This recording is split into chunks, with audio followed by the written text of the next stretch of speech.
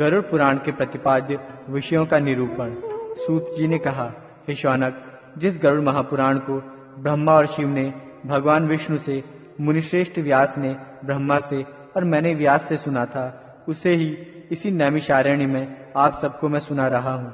इस गरुड़ महापुराण के प्रारंभ में सर्ग वर्णन, तदनंतर देवार्चन, तीर्थ महात्म्य, भुवन वृत्तांत, मनवंतर, वर्ण धर्म, आश्रम धर्म, दान धर्म, राजधर्म, व्यवहार व्रत, वंशानुचरित, निदान पूर्वक, अष्टांग आयुर्वेद, प्रलय, धर्म, काम, अर्थ, उत्तम ज्ञान और भगवान विष्णु की मायामय एवं सहज लीलाओं को विस्तार पूर्वक कहा गया है। भगवान वासुदेव के अनुग्रह से इस गरुड़ महापुराण के उपदेष्टा रूप में श्री गरुड़ सब प्रकार से अत्यंत सामर्थ्यवान हो गए और उसी प्रभाव से उन्हीं के वाहन बनकर विशिष्ट स्थिति तथा प्रलय के भी कारण बन गए। देवों को जीतकर अपनी माता को दास्ता से मुक्त कराने के लिए अमृत प्राप्त करने में भी उन्होंने सफलता प्राप्त की। जिन भगवान विष्णु के उदर में संपूर्ण ब्रह्मांड विद्यमान है, उनकी क्षुधा को भी उन्होंने अपनी भक्ति से शांत किया। जिनके दर्शन या स्मरण मात्र से सर्पों का विनाश हो जाता है, जिस गारुड़ मंत्र के बल से कश्यप ऋषि ने जले हुए वृक्ष को भी जीवित कर दिया था, उन्हीं हरिरूप गरुड़ ने इस गरुड़ महापुराण का वर्णन श्री कश्यप से किया था। हे शौनक, ये श्रीमद् गरुड़ महापुराण अत्यंत पवित्र तथा पाठ करने पर सब कुछ प्रदान करने वाला है। व्यास जी को नमस्कार करके मैं यथावत उसे कह रहा हूँ, आप सब उसको सुने। सृष्टि वर्णन। रुद्र जी बोले, हे जनार्दन, आप सर्ग, प्रतिसर्ग, वंश, मनवंतर एवं वंशानुचरित इन सब का विस्तार पूर्वक वर्णन करें। श्री हरि ने कहा, हे रुद्र, सर्ग आदि के साथ ही पापों का नाश करने वाली सृष्टि स्थिति एवं प्रलय रूप भगवान विष्णु की सनातन क्रीड़ा का अब मैं वर्णन करूंगा, उसको आप सुने। नर नारायण रूप में उपास्य वे वासुदेव प्रकाश स्वरूप परमात्मा परब्रह्म और देवादिदेव हैं तथा इस जगत की सृष्टि स्थिति एवं प्रलय के कर्ता हैं। ये सब जो कुछ दृष्ट अदृष्ट है, उन भगवान का ही व्यक्त और अव्यक्त स्वरूप है। वही पुरुष एवं काल रूप में विद्यमान है। जिस प्रकार बालक क्रीड़ा करता है, उसी प्रकार व्यक्त रूप में भगवान विष्णु और अव्यक्त रूप में काल एवं पुरुष निराकार ब्रह्म की क्रीड़ा होती है। उन्हीं लीलाओं को आप भी सुने। उन परमात्मा परमेश्वर का आदि और अंत नहीं है। वे ही जगत को धारण करने वाले अनंत पुरुषोत्तम हैं। उन्हीं परमेश्वर से अव्यक्त की उत्पत्ति होती है और उन्हीं से आत्मा पुरुष भी उत्पन्न होता है। उस अव्यक्त प्रकृति से बुद्धि, बुद्धि से मन, मन से आकाश, आकाश से वायु, वायु से तेज, तेज से जल और जल से पृथ्वी की उत्पत्ति हुई है। हे रुद्र, इसके पश्चात हिरण्मय अंड उत्पन्न हुआ। उस अंड में वे प्रभु स्वयं प्रविष्ट होकर जगत की सृष्टि के लिए सर्वप्रथम शरीर धारण करते हैं। तदनंतर चतुर्मुख ब्रह्मा के रूप में शरीर धारण कर रजोगुण के आश्रय से उन्हीं देव ने इस चराचर विश्व की सृष्टि की। देव, असुर एवं मनुष्य सहित ये संपूर्ण जगत उसी अंड में विद्यमान है। वही परमात्मा स्वयं सृष्टा ब्रह्मा के रूप में जगत की संरचना करते हैं, विष्णु रूप में जगत की रक्षा करते हैं और अंत में संहर्ता शिव के रूप में वे ही देव संहार करते हैं। इस प्रकार एकमात्र वे ही परमेश्वर ब्रह्मा के रूप में सृष्टि, विष्णु के रूप में पालन और कल्पांत के समय रुद्र के रूप में संपूर्ण जगत को विनष्ट करते हैं। सृष्टि के समय वे ही वराह का रूप धारण कर अपने दांतों से जलमग्न पृथ्वी का उद्धार करते हैं। हे शंकर, संक्षेप में ही मैं देवादि की सृष्टि का वर्णन कर रहा हूँ, आप उसको सुने। सबसे पहले उन परमेश्वर से महतत्व की सृष्टि होती है। वह महतत्व उन्हीं ब्रह्म का विकार है। पंच तन्मात्राओं रूप, रस, गंध, स्पर्श और शब्द की उत्पत्ति से युक्त द्वितीय सर्ग है। उसे भूत सर्ग कहा जाता है। इन पंच तन्मात्राओं से पृथ्वी, जल, तेज, वायु तथा आकाश रूप में महाभूतों की सृष्टि होती है। तीसरा वैकारिक सर्ग है। इसमें कर्मेंद्रिय एवं ज्ञानेंद्रियों की सृष्टि आती है, इसलिए इसे ऐन्द्रिक भी कहा गया है। इसकी उत्पत्ति बुद्धिपूर्वक होती है। ये प्राकृत सर्ग है। चौथा सर्ग मुख्य सर्ग है। पर्वत और वृक्षादि स्थावरों को मुख्य माना गया है। पांचवा सर्ग तिर्यक सर्ग कहलाता है। इसमें तिर्यक श्रोता, पशु पक्षी आदि आते हैं। इसके पश्चात ऊर्ध्व श्रोतों की सृष्टि होती है। इस छठे सर्ग को देव सर्ग भी कहा गया है। तदनंतर सातवां सर्ग अर्वाक श्रोतों का होता है। यही मानुष सर्ग है। 8वां अनुग्रह नामक सर्ग है। वो सात्विक और तामसिक गुणों से संयुक्त है। इन 8 सर्गों में 5 वैकृत सर्ग और 3 प्राकृत सर्ग कहे गए हैं। कौमार नामक सर्ग 9वां सर्ग है। इसमें प्राकृत और वैकृत दोनों सृष्टियां विद्यमान रहती हैं। हे रुद्र, देवों से लेकर स्थावर पर्यंत 4 प्रकार की सृष्टि कही गई है। सृष्टि करते समय ब्रह्मा से सबसे पहले मानस पुत्र उत्पन्न हुए। तदनंतर देव, असुर, पितृ और मनुष्य इस सर्ग चतुष्ट का प्रादुर्भाव हुआ। इसके बाद जल सृष्टि की इच्छा से उन्होंने अपने मन को सृष्टि कार्य में संलग्न किया। सृष्टि कार्य में प्रवृत्त होने पर प्रजापति ब्रह्मा से तमोगुण का प्रादुर्भाव हुआ। अतः सृष्टि की अभिलाषा रखने वाले ब्रह्मा की जंघा से सर्वप्रथम असुर उत्पन्न हुए। हे शंकर, तदनंतर ब्रह्मा ने उस तमोगुण से युक्त शरीर का परित्याग किया तो उस शरीर से निकली हुई तमोगुण की मात्रा ने स्वयं रात्रि का रूप धारण कर लिया। उस रात्रि रूप सृष्टि को देखकर यक्ष और राक्षस बहुत ही प्रसन्न हुए। हे शिव, उसके बाद सत्वगुण की मात्रा के उत्पन्न होने पर प्रजापति ब्रह्मा के मुख से देवता उत्पन्न हुए। तदनंतर जब उन्होंने सत्वगुण समन्वित अपने उस शरीर का परित्याग किया तो उससे दिन का प्रादुर्भाव हुआ। इसीलिए रात्रि में असुर और दिन में देवता अधिक शक्तिशाली होते हैं। इसके पश्चात ब्रह्मा के उस सात्विक शरीर से पितृगणों की उत्पत्ति हुई। इसके बाद ब्रह्मा के द्वारा उस सात्विक शरीर का परित्याग करने पर संध्या की उत्पत्ति हुई, जो दिन और रात्रि के मध्य अवस्थित रहती है। तदनंतर ब्रह्मा के रजोमय शरीर से मनुष्यों का प्रादुर्भाव हुआ। जब ब्रह्मा ने उसका परित्याग किया तो उससे ज्योत्सना प्रभातकाल उत्पन्न हुआ, जो प्राक संध्या के नाम से जानी जाती है। ज्योत्सना, रात्रि, दिन और संध्या ये चारों उस ब्रह्मा के ही शरीर हैं। तत्पश्चात ब्रह्मा के रजोगुणमय शरीर के आश्रय से क्षुधा और क्रोध का जन्म हुआ। उसके बाद ब्रह्मा से ही भूख प्यास से आतुर एवं रक्त मांस पीने खाने वाले राक्षसों तथा यक्षों की उत्पत्ति हुई। राक्षसों से रक्षण के कारण राक्षस कहा गया और भक्षण के कारण यक्षों को यक्ष नाम की प्रसिद्धि प्राप्त हुई। तदनंतर ब्रह्मा के केशों से सर्प उत्पन्न हुए। ब्रह्मा के केश उनके सिर से नीचे गिरकर पुनः उनके सिर पर आरूढ़ हो गए। यही सर्पण है। इसी सर्पण गति विरोध के कारण उन्हें सर्प कहा गया। इसके बाद ब्रह्मा के क्रोध से भूतों का जन्म हुआ, इसीलिए इन प्राणियों में क्रोध की मात्रा अधिक होती है। तदनंतर ब्रह्मा से गंधर्वों की उत्पत्ति हुई। गायन करते हुए इन सभी का जन्म हुआ था, इसलिए इन्हें गंधर्व और अप्सरा की ख्याति प्राप्त हुई। इसके बाद प्रजापति ब्रह्मा के वक्ष स्थल से स्वर्ग और द्युलोक उत्पन्न हुआ। उनके मुख से आज उदर भाग से तथा पार्श्व भाग से गौ, पैर भाग से हाथी सहित अश्व, महिष, ऊंट और भेड़ की उत्पत्ति हुई। उनके रोमों से फल फूल एवं औषधियों का प्रादुर्भाव हुआ। गौ, अज, पुरुष ये मेढ पवित्र हैं। घोड़े, खच्चर और गधे ग्राम्य पशु कहे जाते हैं। अब मुझसे वन्य पशुओं को सुनो। इन वन्य जंतुओं में पहले श्वापद, हिंसक व्याघ्रादि पशु, दूसरे 2 खुरों वाले, तीसरे हाथी, चौथे बंदर, 5वें पक्षी, छठे कच्छपादि जलचर और 7वें सरीसृप जीव उत्पन्न हुए हैं। उन ब्रह्मा के पूर्वादि 4 मुखों से ऋक्, यजुष, साम तथा अथर्व इन 4 वेदों का प्रादुर्भाव हुआ। उन्हीं के मुख से ब्राह्मण, भुजाओं से क्षत्रिय, उरुभाग से वैश्य तथा पैरों से शूद्र उत्पन्न हुए। इसके बाद उन्होंने ब्राह्मणों के लिए ब्रह्मलोक, क्षत्रियों के लिए इंद्रलोक, वैश्यों के लिए वायुलोक और शूद्रों के लिए गंधर्वलोक का निर्धारण किया। उन्होंने ही ब्रह्मचारियों के लिए ब्रह्मलोक, स्वधर्म निरत गृहस्थाश्रम का पालन करने वाले लोगों के लिए प्राजापत्य लोक, वानप्रस्थाश्रमियों के लिए सप्तर्षि लोक और सन्यासी तथा इच्छानुकूल सदैव विचरण करने वाले परम तपोनिधियों के लिए अक्षय लोक का निर्धारण किया। मानस सृष्टि वर्णन दक्ष प्रजापति द्वारा मिथुन धर्म से सृष्टि का विस्तार। श्री हरि ने पुनः कहा, हे रुद्र, प्रजापति ब्रह्मा ने परलोक में रहने वाली मानस प्रजाओं की सृष्टि के अनंतर सृष्टि विस्तार करने वाले मानस पुत्रों की सृष्टि की।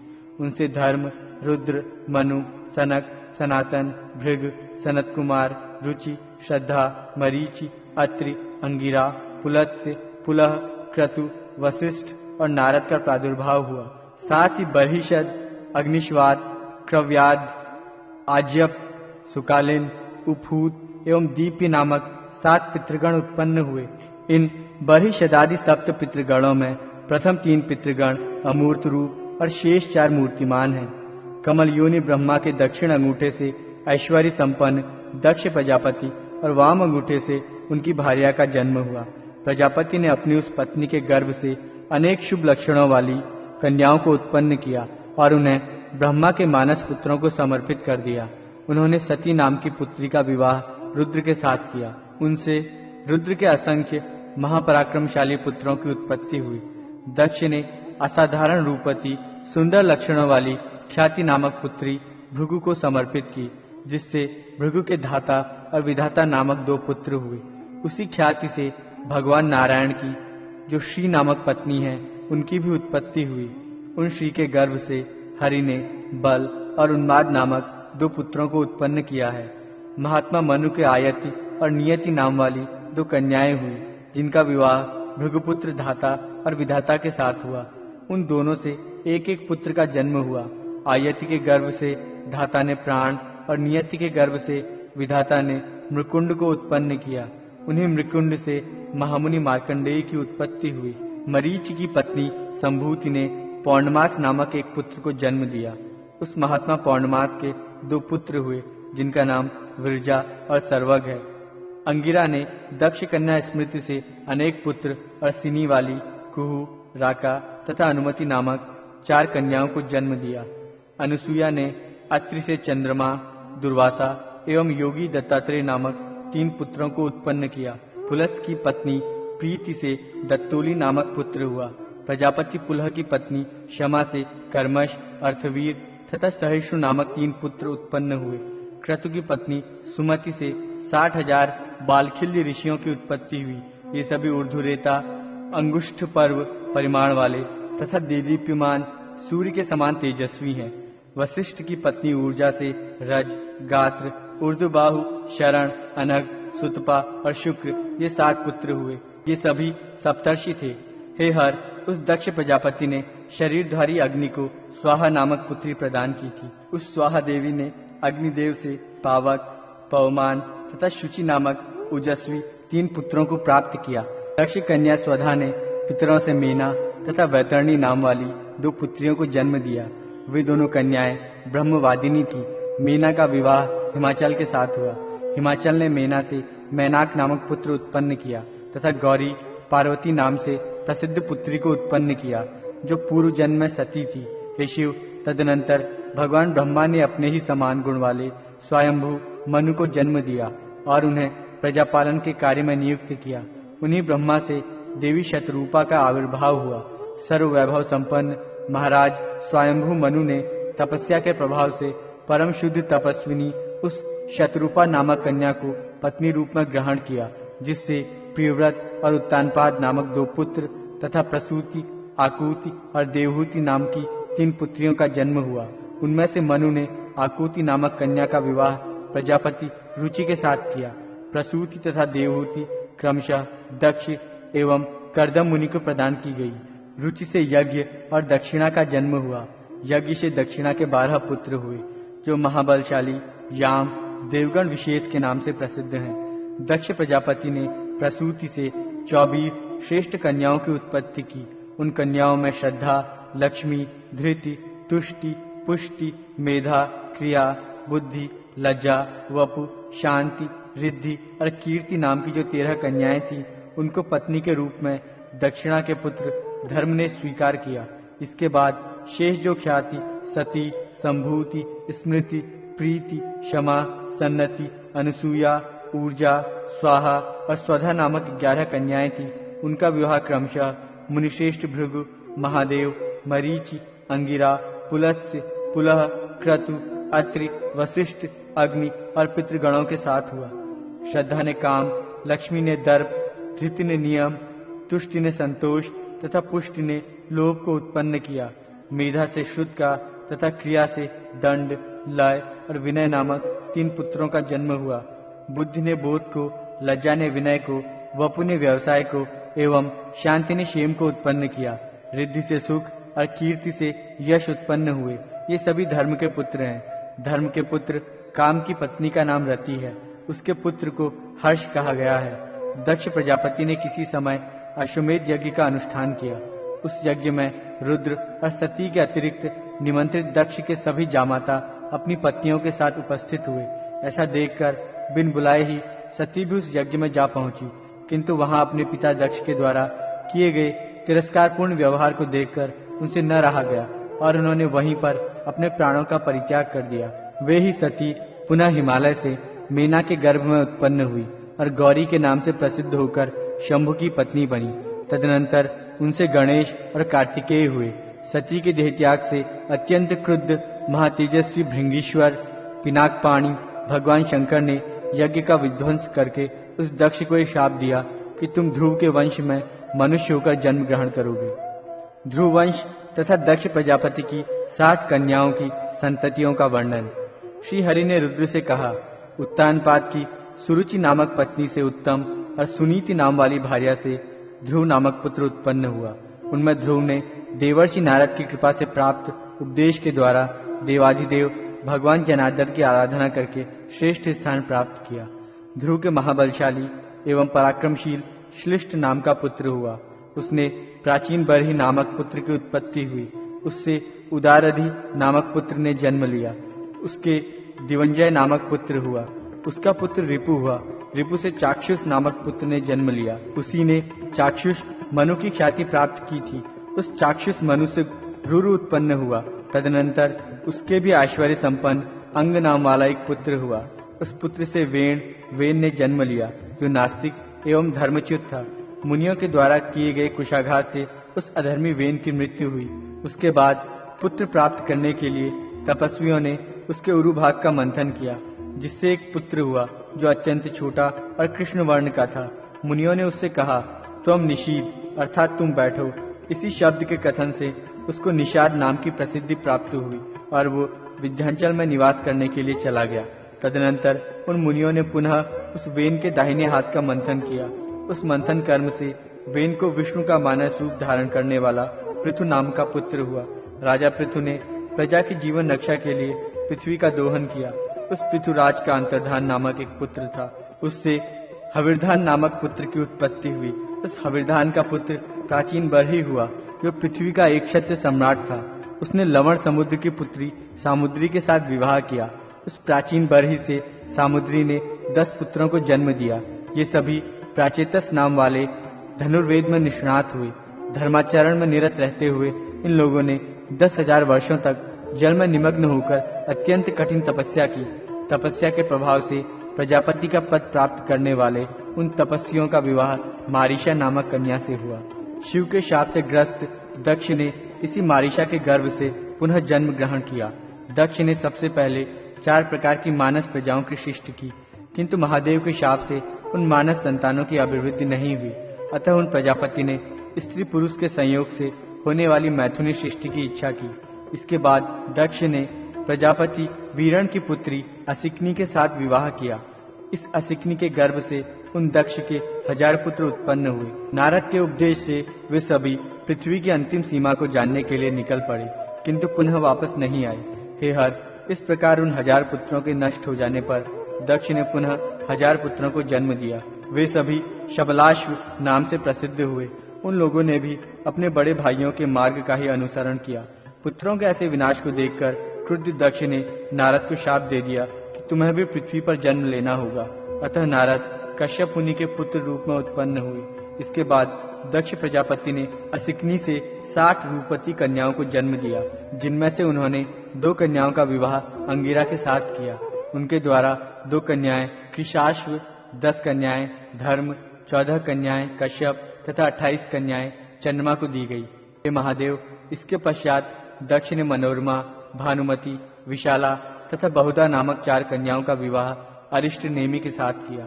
दक्ष प्रजापति ने कृशाश्व को सुप्रजा और जया नामक कन्याओं को प्रदान किया। अरुंधति, वसु, यामी, लंबा, भानुमति, मरुत्वती, संकल्पा, मुहूर्ता, साध्या तथा विश्वा ये धर्म की 10 पत्नियां कही गई हैं। अब मैं कश्यप की पत्नियों के नाम भी कहता हूँ। उनके नाम हैं अदिति, दिति, दनु, काला, अनायु, सिंहिका, मुनि, कद्रु, साध्या, ईरा, क्रोधा, विंता, सुरभि और खगा। हे रुद्र, धर्म की पत्नी विश्वा से विश्वदेव और साध्या से साध्य गणों की उत्पत्ति हुई है। मरुत्वती से मरुत्वान तथा वसु से 8 वसुगणों का आविर्भाव हुआ। हे शंकर, भानु से 12 भानु और मुहूर्ता से मुहूर्त गणों की उत्पत्ति हुई। लंबा से घोष तथा यामी से नागवीथि का जन्म हुआ और संकल्पा से सर्वात्मक संकल्प का प्रादुर्भाव हुआ। आप ध्रुव, सोम, धर, अनिल, अनल, प्रत्यूष तथा प्रभास ये 8 वसु माने गए हैं। आपके वेतुंडी, श्रम, शांत और ध्वनि नामक 4 पुत्र हुए। ध्रुव के पुत्र रूप में भगवान काल का जन्म हुआ जो लोक के संहारक हैं। सोम से पुत्र रूप में भगवान वर्चा हुए जिनकी कृपा से ही मनुष्य वर्चस्वी होता है। मनोहरा से धर के द्रोहिण, हुत, हव्यवह, शिशिर, प्राण और रमण नाम वाले पुत्र उत्पन्न हुए। अनिल की पत्नी का नाम शिवा है। अनिल और शिवा से पुलोमज तथा अविज्ञात गति नामक 2 पुत्र उत्पन्न हुए। अनल अग्नि के पुत्र कुमार हैं जिनकी उत्पत्ति शरकानन पर हुई थी। कृत्तिकाओं के पालित पुत्र होने से इन्हें कार्तिकेय भी कहा जाता है। इनके शाक, विशाख और नैगमेय नामक 3 अन्य छोटे भाई भी हैं। महर्षि देवल को प्रत्यूष नामक वसु का पुत्र माना गया है। प्रभास वसु से विख्यात देवशिल्पी विश्वकर्मा का जन्म हुआ। विश्वकर्मा के महाबलवान अजयपाद, अहिर्बुद्धनि, त्वष्टा तथा पराक्रमी रुद्र ये 4 पुत्र हुए। त्वष्टा के विश्वरूप नामक एक महातपस्वी पुत्र हुआ। हर, बहुरूप, त्र्यंबक, अपराजित, वृषाकपि, शंभु, कपर्दी, रैवत, मृगव्याध, शर्व और कपाली ये 11 रुद्र कहे गए हैं। ये तीनों लोकों के स्वामी हैं। कश्यप की पत्नी अदिति से 12 सूर्यों की उत्पत्ति हुई है। उन्हें विष्णु, शक्र, अर्यमा, धाता, त्वष्टा, पूषा, विवस्वान, सविता, मित्र, वरुण, अंशुमान तथा भग कहा गया है। यही 12 आदित्य कहे जाते हैं।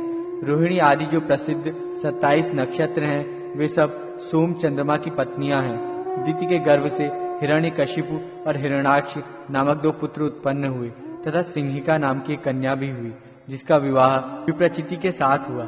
हिरण्यकशिपु के महापराक्रमशाली 4 पुत्र हुए। उनके नाम अनुलाद, ह्लाद, प्रहलाद तथा संह्लाद हैं।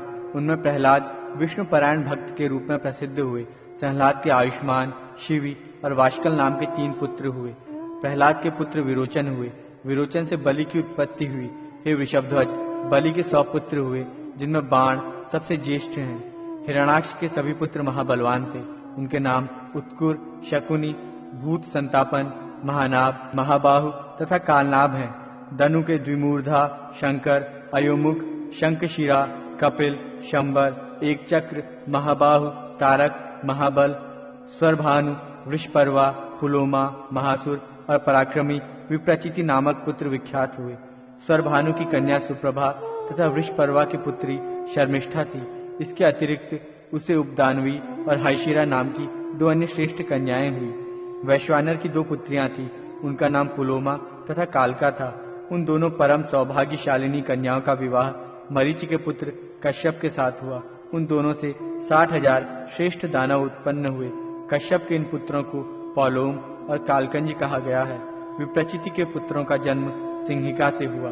उनके नाम व्यंश, शल्य, बलवान, नभ, महाबल, वातापि, नमुचि, इलवल, खश्रमान, अंजक, नरक तथा कालनाभ हैं। प्रहलाद के कुल में निवात कवच नामक दैत्यों की उत्पत्ति हुई। ताम्रा से सत्वगुण संपन्न 6 कन्याओं का जन्म हुआ।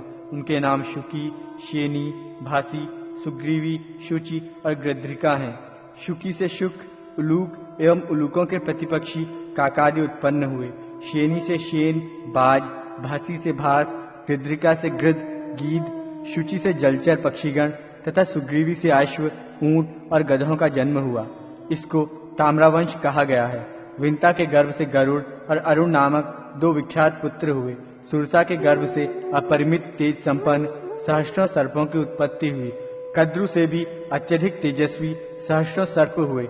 इन सभी सर्पों में प्रधान सर्प शेष, वासुकी, तक्षक, शंख, श्वेत, महापद्म, कंबल, अश्वतर, एलापत्र, नाग, कर्कोटक और धनंजय हैं। इस सर्प समूह को क्रोध से परिपूर्ण जाने। इन सभी के बड़े बड़े दांत हैं। क्रोधा ने महाबली पिशाचों को उत्पन्न किया। सुरभि से गायों और भैंसों का जन्म हुआ। ईरा से समस्त वृक्ष, लता, वल्लरी और तृणों की उत्पत्ति हुई। खगा से यक्ष, राक्षस, मुनि से नृत्य गान करने वाली अप्सराएं तथा अरिष्टा से परम सत्व संपन्न गंधर्व उत्पन्न हुए। दिति से मरुत नामक 49 देवों का जन्म हुआ। उन मरुत गणों में एक ज्योति द्विज्योति, त्रिज्योति, चतुर्ज्योति, एक शुक्र, विशुक्र तथा महाबली त्रिशुक्र, इन सातों का एक गण है। ईद्रक, सद्रक, अन्याद्रक, प्रतिसद्रक, मित, समित, सुमित नाम वाले मरुतों का परम शक्ति संपन्न दूसरा गण है। ऋतजित, सत्यजित, सुषेण, सेनजित, अतिमित्र, अमित्र तथा दूरमित्र नामक मरुतों का तीसरा अजेय गण है। ऋत, ऋतधर्मा, विहर्ता, वरुण, ध्रुव, विधारण और दुर्मेधा नाम वाले मरुतों का चौथा गण है। ईदृश, सदृक्ष, एतादृक्ष, मिताशन, एतेन, प्रसदृक्ष और सुरत नामक महातपस्वी मरुतों का पांचवा गण है। हेतुमान, प्रसव, सुरभ, नादिरुग्र, ध्वनिर्भास, विक्षिप्त तथा सह नाम वाला मरुतों का छठा गण है। द्युति, वसु, अनाधृष्य, लाभ, काम, जयी, विराट तथा उद्वेषण नामक सातवां वायुगण स्कंद है। ये सभी 49 मरुदगण भगवान विष्णु के ही रूप हैं। राजा, दानव, देव, सूर्यादि ग्रह तथा मनु आदि इन्हीं श्रीहरि का पूजन करते हैं।